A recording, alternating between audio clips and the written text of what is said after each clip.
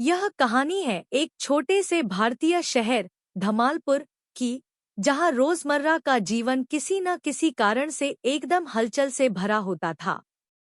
धमालपुर का सबसे बड़ा आकर्षण था उसका बाजार, जहां हर चीज मिलती थी और हर दिन कोई न कोई नया तमाशा देखने को मिलता था। इस बार की कहानी उस समय की है जब पूरे बाजार में अफरातफरी मच गई थी। एक दिन धमालपुर के बाजार में अचानक एक बंदर आ धमका। यह कोई साधारण बंदर नहीं था, यह बंदर एक बड़ा दिमागी बंदर था। बंदर को बाजार में घुसते ही किसी ने केले की दुकान दिखा दी और फिर क्या था, बंदर ने दुकान में घुसकर सारे केले उठा लिए। दुकान के मालिक रामू काका ने बंदर को भगाने के लिए छड़ी उठाई, लेकिन बंदर इतना तेज था कि उसने रामू काका की छड़ी छीन ली और खुद छड़ी लेकर बाजार में घूमने लगा। बंदर के हाथ में छड़ी देखकर बाजार के लोग घबरा गए और हर कोई इधर-उधर भागने लगा। किसी को समझ नहीं आ रहा था कि बंदर से कैसे निपटा जाए।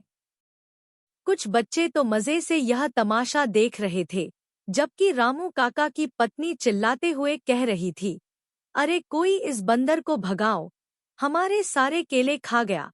इसी बीच बाजार के एक और कोने में चायवाला मुन्ना चाय बेचने में मस्त था।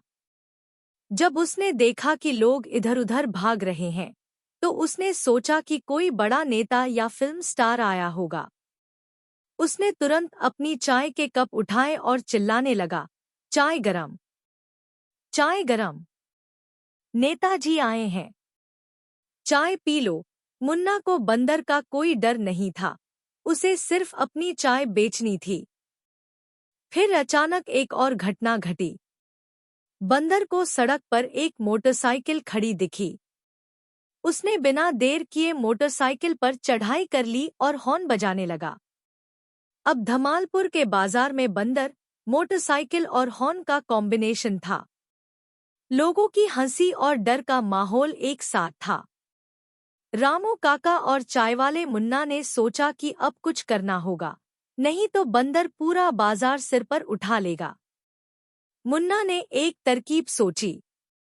उसने अपने ठेले से एक कप चाय और कुछ बिस्कुट उठाए और धीरे-धीरे बंदर के पास जाने लगा। उसने चाय का कप बंदर की ओर बढ़ाया और कहा, ले भाई, चाय पी ले, लेकिन मोटरसाइकिल छोड़ दे।